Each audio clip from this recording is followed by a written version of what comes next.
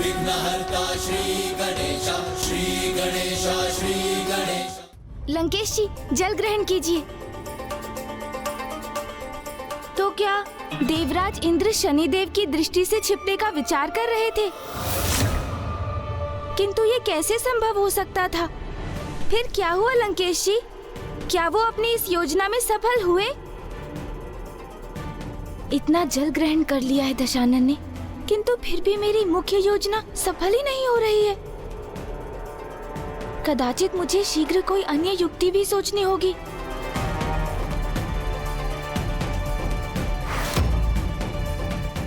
यहाँ मरुभूमि में वायु का प्रवाह धूल को गतिमान कर रहा है। समझ गया। लाइए लंकेश, दीजिए मुझे।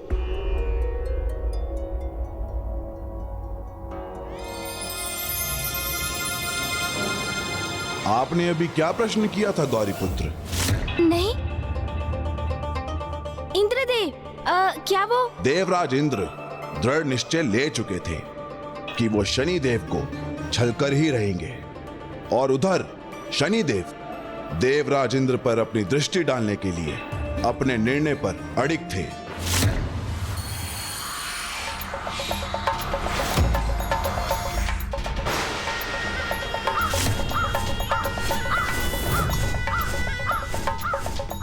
सावधान देवराज इंद्र, स्वर्ग के निकट पहुंच चुका हूं मैं, और मेरी दृष्टि के लक्ष्य आप हैं।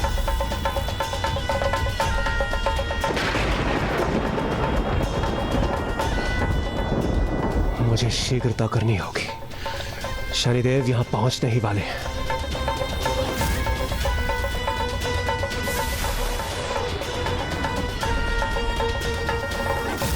ये तो शनिदेव की दृष्टि की परछाई है, अर्थात वो मेरे अत्यंत निकट है।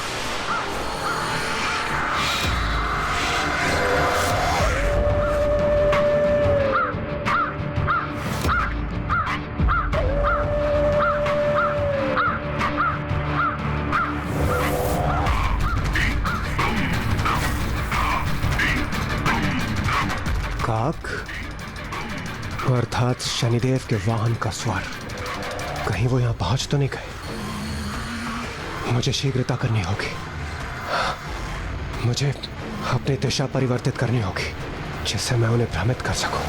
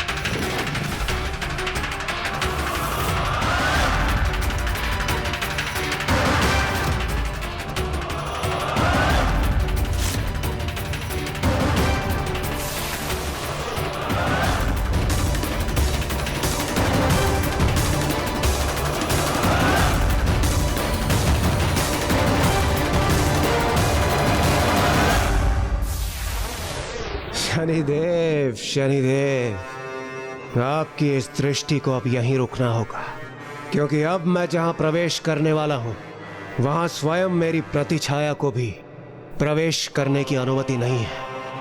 तो आपकी इस दृष्टि की परछाई वहां तो प्रवेश कर ही नहीं सकती। देखिए, सुरक्षित हो रहा हूं मैं आपकी इस दृष्टि की परछाई से।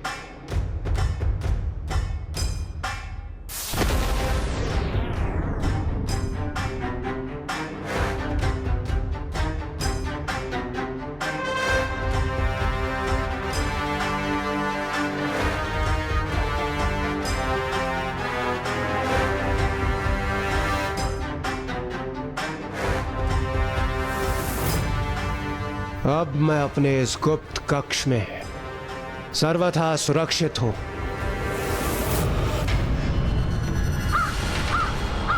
ये सर्वथा अनुचित है।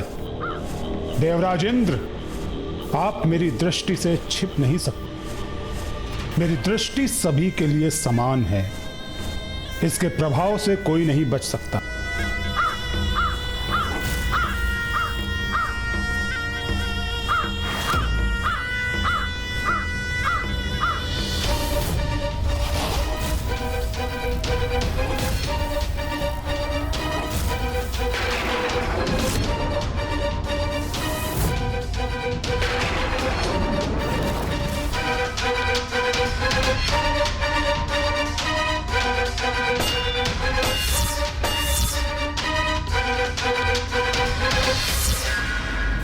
अंततः देवराज इंद्र स्वयं को शनिदेव से सुरक्षित करने में सफल हो ही गए। नहीं शिवनंदन, जैसा कि मैंने पूर्व में कहा था कि शनिदेव की दृष्टि से कोई सुरक्षित नहीं, क्योंकि जिस पर उनकी दृष्टि पड़नी होती है, चाहे वो किसी भी सुरक्षित स्थान पर स्थित हो जाए, वह स्वयं अपने पांव पर चलकर शनिदेव के समक्ष पहुंच ही जाता है।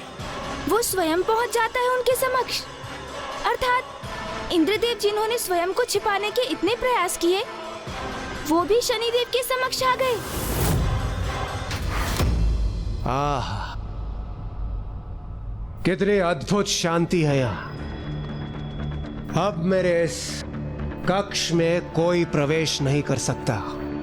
शनिदेव तो क्या उनकी कुदृष्टि भी नहीं। मुझे अपनी समस्त चिंताओं को त्याग कर कुछ समय विश्राम कर लेना चाहिए।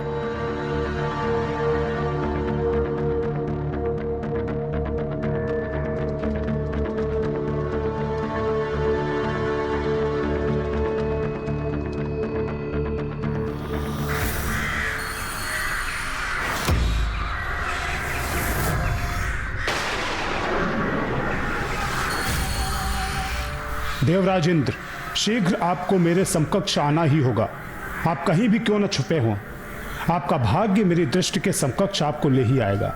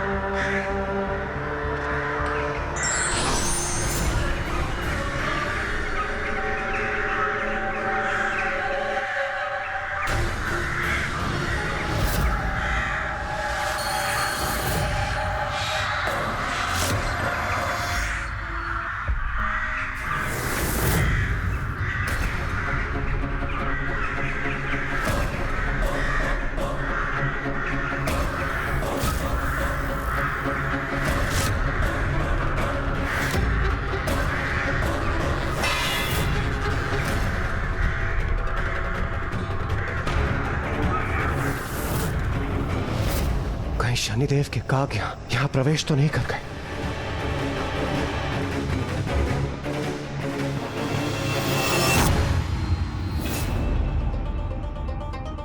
यहाँ तो सब कुशल है। कदाचित ये मेरा भय है जो भ्रम का रूप ले रहा है। यहाँ तो कुछ भी नहीं है। ये अवश्य मेरा भ्रम ही था। भ्रम।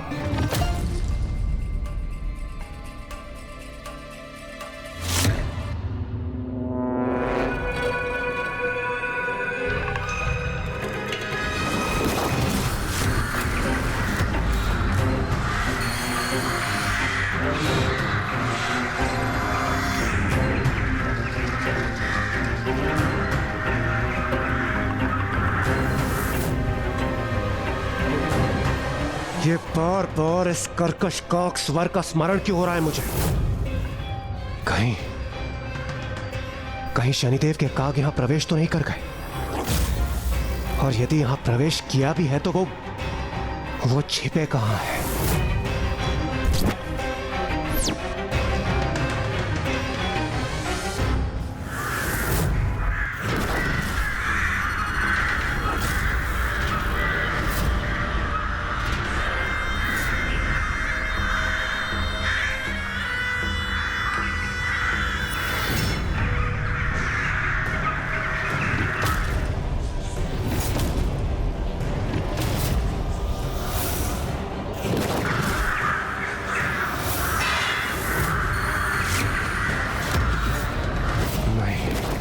मैं यहाँ सुरक्षित नहीं हूं। नहीं हूं मैं सुरक्षित।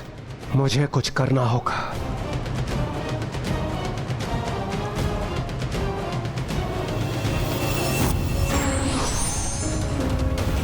यहाँ मेरे पीछे तो कोई भी नहीं है।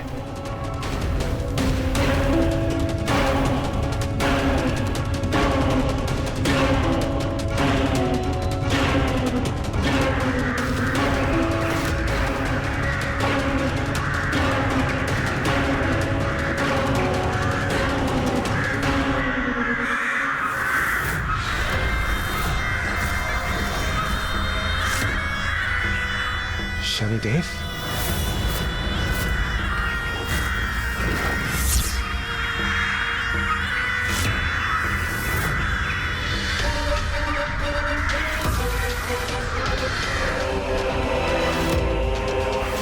आपने उचित कहा था लंकेश।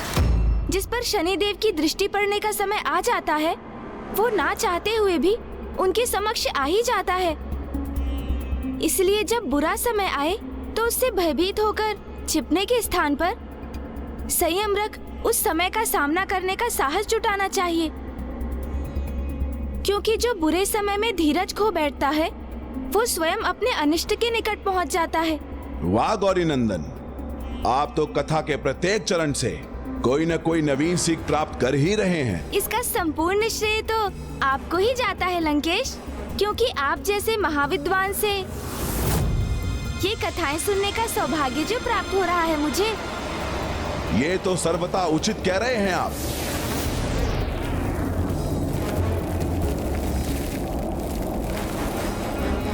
यहाँ वायु का वेग अचानक इतना प्रचंड कैसे हो रहा है? प्रतीत होता है यहाँ धूल का भवंडर उत्पन्न होने वाला है।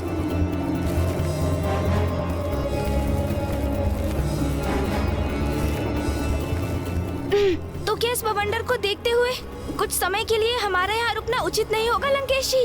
नहीं, ऐसा कोई भवंडर नहीं जो लंकेश रावण को रोक सके। और वैसे भी साधारण भवंडर का क्या भय जो कुछ ही समय में शांत हो जाएगा। वास्तविक भवंडर तो शनि देव की दृष्टि देवराज इंद्र पर आया था, जो उनके सभी संकेतों को नकारते रहे, और जो होने वाला था उसे कोई नहीं टाल सकता था।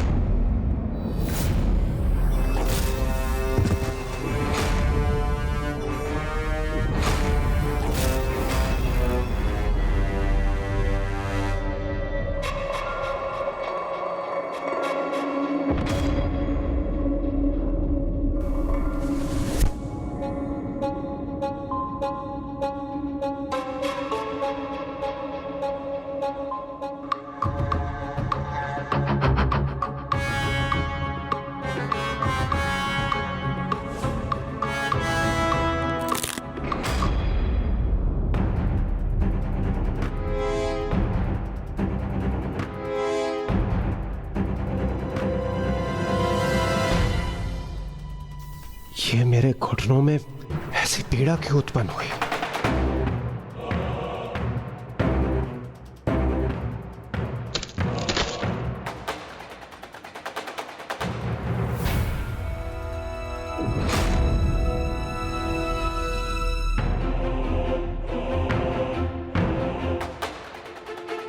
प्रणाम गुरुदेव। प्रणाम देवगुरु।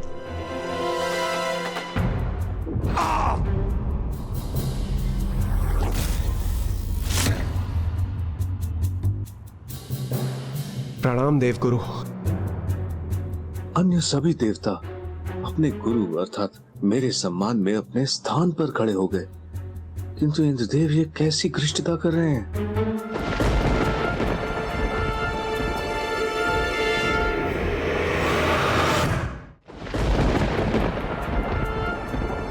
आपका स्वागत है।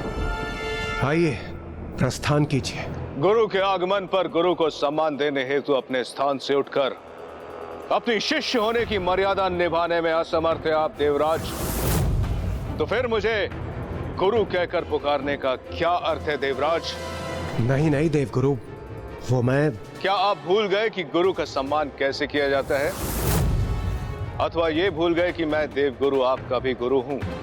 नहीं नहीं गुरुदेव, मैं कुछ नहीं भूला हूं। ना मैं आपका स्थान भूला हूं और ना ही आपका सम्मान, किंतु मेरा विश्वास कीजिए, मेरे घुटनों में अपार पीड़ा हो रही है, जिस कारण मैं उठने में असमर्थ हूं। बस देवराज,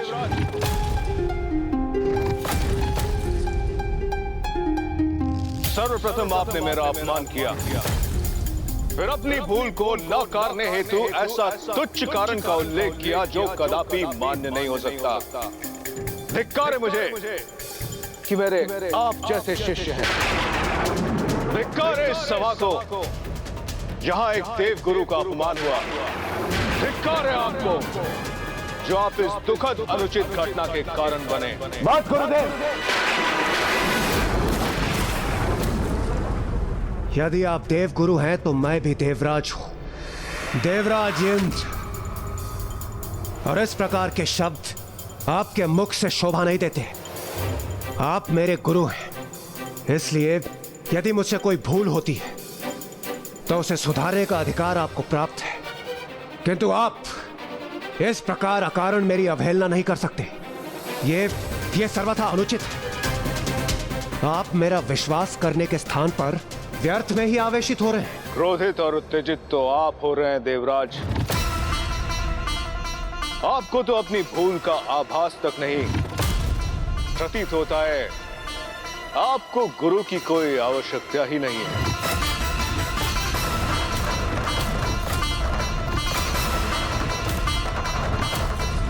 जहां सम्मान न प्राप्त हो वहां एक क्षण भी रुकना मृत्यु से भी अधिक कष्टकारी होता है। इसीलिए मैं देव गुरु बृहस्पति संपूर्ण सभा के समक्ष देव गुरु पद का परित्याग करता हूं।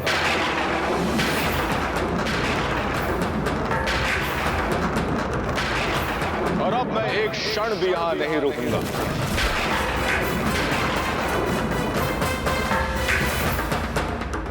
नहीं देवगुरु, नहीं देवगुरु, ऐसा अनर्थ मत कीजिए गुरुदेव। आप क्या कह रहे हैं गुरुवर? अपने क्रोध को शांत कीजिए गुरुदेव। हमारा परित्याग करने का अनर्थ मत कीजिए गुरुदेव। रुक जाइए, रुक जाइए। देवगढ़,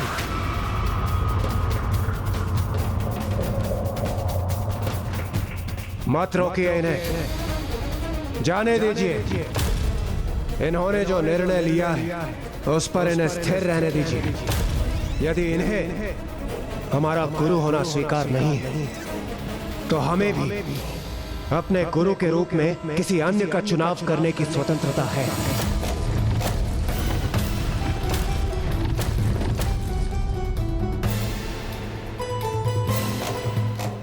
गुरुदेव, इंद्रदेव के वचनों को अन्यथा मत लीजिए, रुक जाइए। हाँ गुरुदेव, रुक जाइए।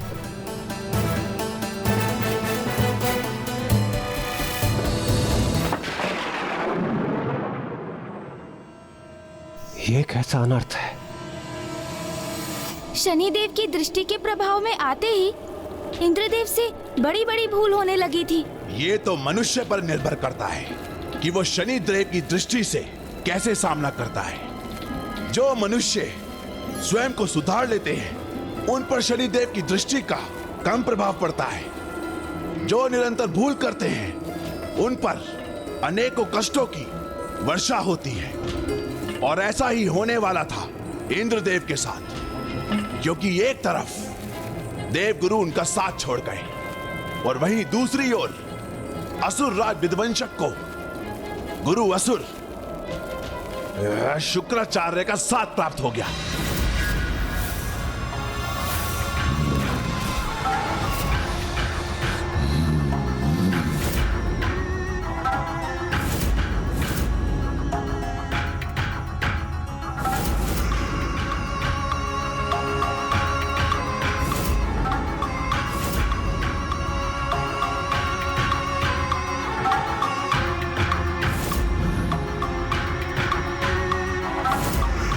प्रणाम असुर गुरुदेव।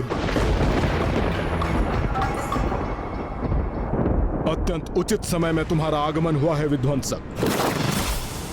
स्वर्ग लोक पर आक्रमण करने का सर्वोत्तम समय है ये, क्योंकि गुरु विहीन हो चुके देवगण उचित दिशा निर्देश के अभाव में अवश्य भूल करेंगे। मुझे ज्ञात है तुम अपने अस्त्र से शत्रु के अस्त्रों की शक्ति भी सोखने में और उस शक्ति को स्वयं में विलय कर अत्यधिक शक्तिशाली बनने में सक्षम हो। परंतु युद्ध केवल शक्ति से नहीं, युक्ति से लड़ा जाता है। तुम्हें युक्ति से लड़ना होगा। शत्रु को एक दूसरे से विलग करने के रणनीति के प्रयोग कर अकेले पड़े उसके योद्धाओं पर आक्रमण करना होगा।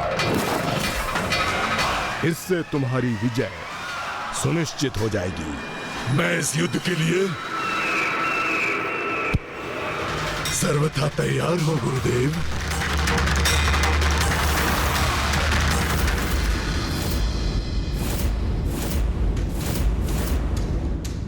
देवराज इंद्र ने तो अपने गुरु के आदेश का पालन नहीं किया, किंतु दूसरी ओर असुरों ने अपने गुरु के दिए आदेश का पालन किया। सभी दिशाओं से स्वर्गलोक पर आक्रमण किया। देवताओं को एक दूसरे से विलग कर उन्होंने उनको अकेला किया और उसके उपरांत असुर देवता पर आक्रमण करने जा रहे थे।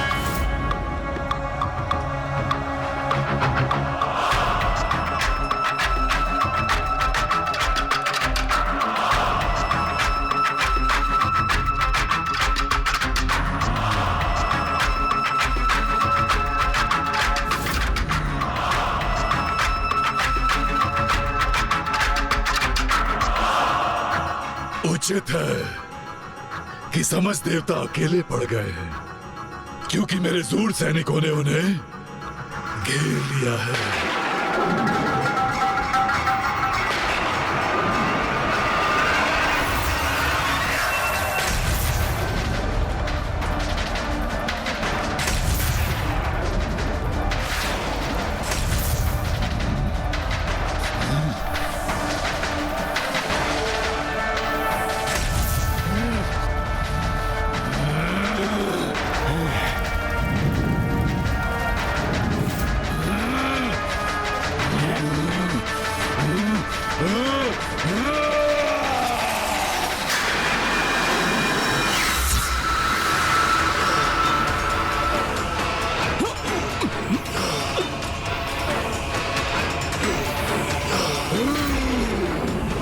ये हमारे दिव्य अस्त्र जड़ कैसे हो गए? हम इन असुरों पर आक्रमण करने में असमर्थ क्यों रहे हैं?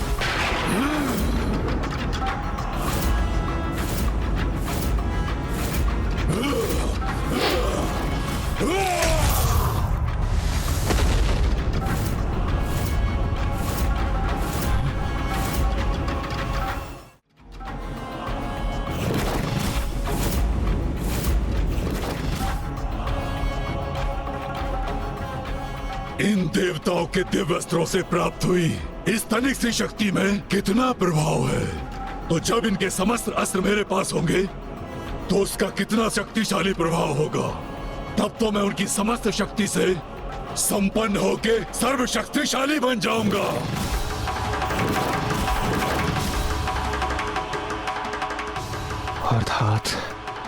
अर्थात ये दुष्ट अपनी शत्रु की शक्तियों को सोख लेता है, तभी तो ये हमारी ही शक्तियों से स्वर्गलोक के द्वार को ध्वस्त करने में सफल हुआ है। स्वर्गलोक पर अब हमारा आधिपत्य है।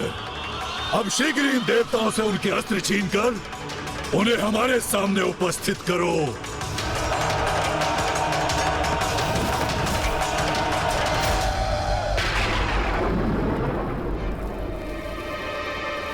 दशानन जी, आपको पुनः प्यास लगी होगी ना? किंतु मुझे बताइए कि फिर क्या हुआ? क्या वो शक्तिशाली असुर देवताओं के अस्त्र छीन सके? जल ग्रहण कीजिए लंकेश जी। चतुर गणेशा। मुझे तो पूर्ण विश्वास है लंकेश कि बलशाली असुर विध्वंसक के समक्ष तो देवता अपने घुटने टेकने पर विवश हो गए होंगे और असुर राज ने देवताओं से अस्त्र प्राप्त कर ही लिए होंगे। नहीं, इसके पूर्व वो असुर देवताओं तक पहुंच पाते, देवराज इंद्र ने उनकी योजना को प्राप्त कर आकाश की ओर बढ़कर वहां से निकल गए। साथ ही उन्होंने अन्य देवताओं को भी अपने साथ आने को कहा।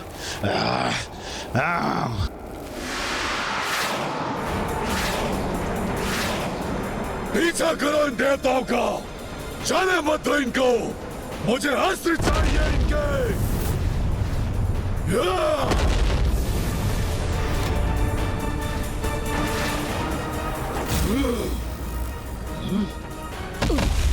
आपने हमें रणभूमि से हटने का आदेश क्यों दिया देवराज?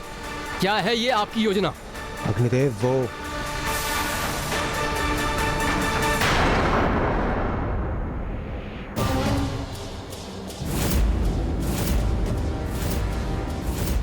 ये अवश्य शनिदेव की भयंकर छाया है जो निरंतर मेरा पीछा कर रही है। इंद्रदेव, इंद्रदेव, अग्निदेव के प्रश्न का उत्तर दीजिए। हम उन असुरों से युद्ध करने के स्थान पर रणभूमि से पलायन क्यों कर गए और हम यहाँ क्या कर रहे हैं? देवगण, आप सभी ने स्वयं देखा किस प्रकार वो दुष्ट असुर विध्वंसक हमारे अस्त्रों से जुड़कर हमारी शक्ति को सोखने में सक्षम हो चुका था। उसे भली भांति ज्ञात हो चुका है कि वो हमारे अस्त्रों को प्राप्त कर और भी शक्तिशाली बन सकता है, इसलिए उसका हमारे अस्त्रों को प्राप्त करना अत्यंत महत्वपूर्ण है। तो अब हमारे लिए क्या मार्ग शेष है इंद्रदेव? हाँ वरुण देव, हमारे अस्त्रों को किसी सुरक्षित स्थान पर छिपाना अत्यंत आवश्यक है। हाँ, क्षीर सागर में श्री हरि नारायण के निकट हमारे शस्त्र सुरक्षित रहेंगे। प्रभु महादेव के पास भी सुरक्षित रह सकेंगे हमारे ये अस्त्र।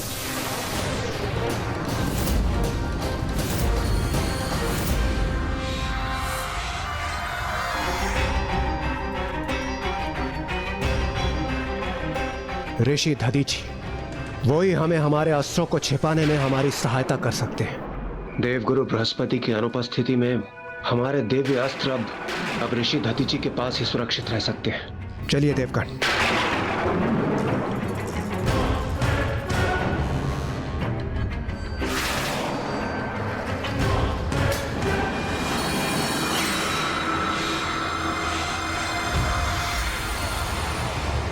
ऋषि दधीचि, अब आपको ज्ञात होगा कि आप अपनी चुनौती पूर्ण करने में सक्षम हैं अथवा नहीं। स्मरण रखिएगा ऋषिवर, अब आपको अपने संयम का परिचय देना होगा।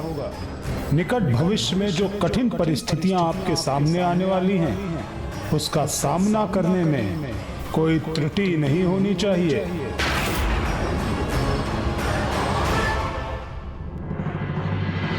शनिदेव ने आप पर अपनी दृष्टि का प्रभाव किया है, फिर भी स्वामी आप ऐसे आनंदित प्रतीत हो रहे हैं जैसे आपको कोई चिंता ही नहीं।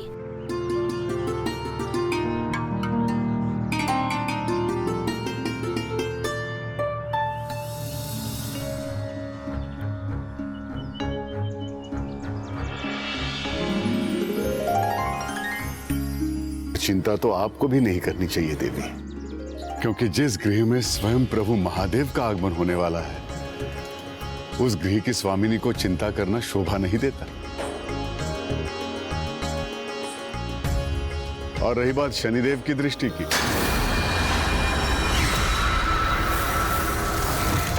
तो वो अपना कार्य कर रहे हैं और मैं अपना कर्म करता रहूंगा। मुझे भला किस बात का भय है? अन्य सभी विचारों से मुक्त होकर हमें मात्र और मात्र हमारे भावी पुत्र के विचारों में ही लीन रहना चाहिए, क्योंकि पुत्र रूप में स्वयं महादेव का आगमन जो होने वाला है यहाँ। ये कैसी परिस्थिति बन रही थी लंकेश? पूर्व में ऋषि दधीची ने शनिदेव को चुनौती दी और अब इंद्रदेव, जिन पर शनिदेव की दृष्टि पड़ने वाली थी, वे ऋषि दधीची के पास स्वयं ही आ रहे थे। ये किस प्रकार का समीकरण बनने जा रहा था इनके मध्य लंकेश? गुरु विहीन होने का अर्थ है उस संचित ज्ञान पर काई जम जाना, जिस पर व्यक्ति खड़ा तो रह सकता है किंतु आगे बढ़ नहीं सकता।